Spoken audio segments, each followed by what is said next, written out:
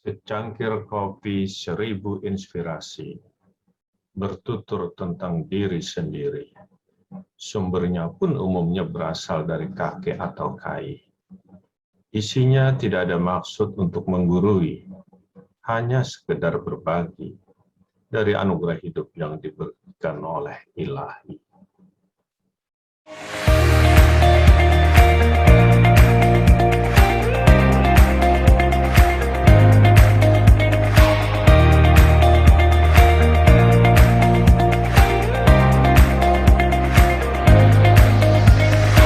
Kopi 1000 inspirasi.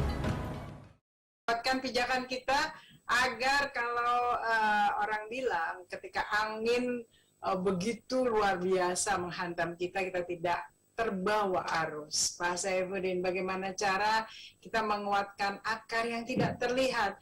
Yang tidak terlihat itu kekuatannya bahkan diri kita sendiri kadang-kadang tidak terlalu sadar di mana kekuatan akar kita.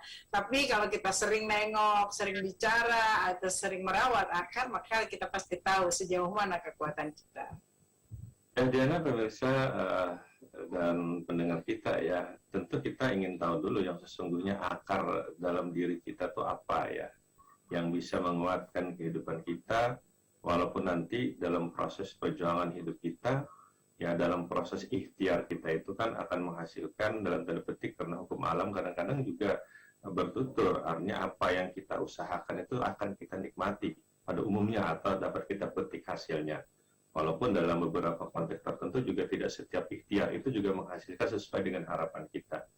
Kita anggap saja linear lah dulu ya, artinya seluruh perjuangan kita untuk memenuhi kehidupan dan mencapai cita-cita kita itu bisa kita wujudkan, sehingga gambarannya itu tadi adalah pohon yang rindang di sana ya. Nah, tetapi akar ya tentu ya, sekali lagi dia tidak terlihat. Terus apa akar itu? Maka kita akan melihat sesungguhnya akar itu kan menjadi dua sisi ya, karena tidak terlihat. Seperti juga dalam tubuh kita, kalau kita melihat sisi yang terlihat saja, orang bisa melihat fisik kita di situ. Tapi itu tentu tersembunyi. Oleh itu orang bicara biasanya tentang jiwa, tentang mental di sana. Tentang spiritual, ya, tentang kalbu di sana. Jadi sesuatu yang tidak terlihat itu sebenarnya kita menyiapkan mental kita, ya, jiwa kita dan kalbu kita secara spiritual untuk menopang kesuksesan.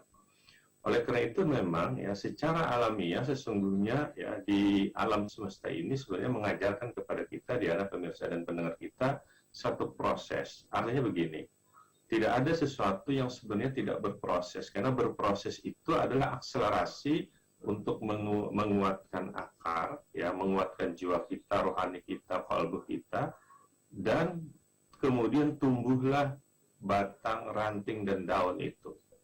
Jadi kita tidak usah jauh-jauh mengambil dari tamsil kehidupan kita sendiri saja pada satu-satu proses, artinya ya pada satu tingkatan tertentu kita mencapai, kalau itu dilakukan menjadi satu proses yang benar untuk mencapainya, maka saat itu juga sebenarnya kita juga otomatis akan menguatkan akar kita.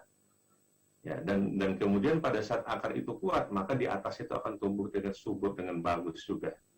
Jadi persoalannya di kita sebenarnya adalah apakah kita ini mengikuti proses yang diajarkan oleh alam atau tidak untuk mencapai sesuatu yang kita sebut dengan kesuksesan atau honoring itu. Kalau kita ikuti proses itu, maka setiap babakan yang kita lalui itu udah kita siap, akar kita kuat di situ, dan kita mencapai derajat tertentu yang kita sebut dengan kesuksesan di dalam itu. Nah, yang jadi persoalan di kita yang namanya manusia ini, terkadang dia tidak sabaran ya, atau bahkan terlalu bersemangat sehingga terkadang dia melupakan proses itu dan ingin instan. Ya. Maka pada saat instan itu tiba-tiba diberikan injeksi-injeksi tertentu, suntikan-suntikan tertentu, daun itu cepat menjadi rindang atau berbuah belum waktunya, yang kita sebut, atau berbunga belum waktunya.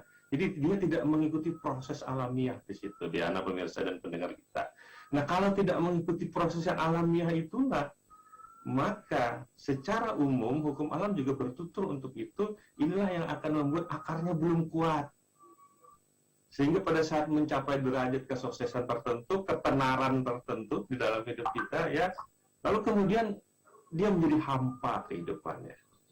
Dan saat itulah orang terkadang terombang-ambing, karena juga tidak menemukan kedamaian dan ketenangan hidupnya walaupun dia sudah menemukan dalam tanda petik cita-cita yang dia inginkan. Karena apa? Dia tidak berproses secara alamiah untuk itu. Nah, proses inilah Diana yang menjadi persoalan di kita. Apakah proses itu jalannya adalah evolusi, lambat, atau revolusi? Bisa saja cepat umpamanya ya. Karena dalam kehidupan kita berstruktur di zaman-zaman sekarang, orang tidak mesti ya dalam tanda petik juga evolusi untuk mencapai satu proses penguatan akar dan pertumbuhan daunnya di dalam konteks kehidupan itu. Tetapi harus diingat, saat Anda berproses cepat, maka ada akselerasi percepatan juga untuk menguatkan jiwa dan kalbu kita dan mental kita di situ. Jadi kalau kita nanti mengejar hanya yang di atas saja, yang fisik saja di dalam konteks kehidupan, maka ada gap, ada kesenjangan. Nah, pada saat ada kesenjangan itulah, Diana pemirsa dan pendengar kita terlalu mudah untuk tumbang. Ditimpa badai COVID saja, orang tenar, sudah ada yang macam-macam kelakuannya ya. Tes berat begitu ya. Ya kan, artinya begini kan dari sisi ekonomi dia juga diragukan lagi. Ya, daunnya rindang lah. Dari sisi ketenaran dia artis ya, katakanlah kan dipuja banyak orang, dilihat orang.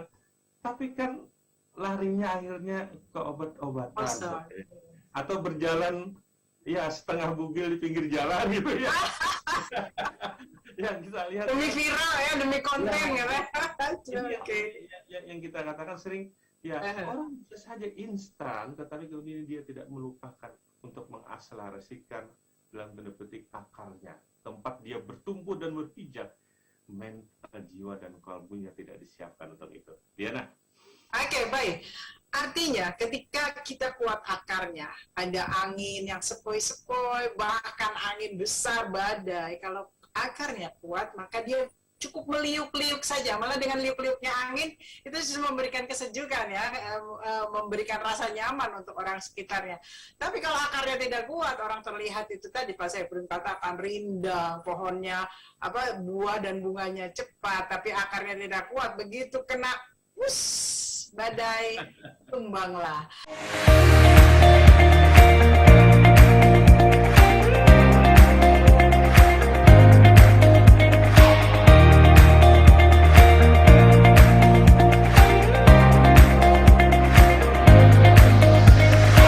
Kopi 1000 Inspirasi.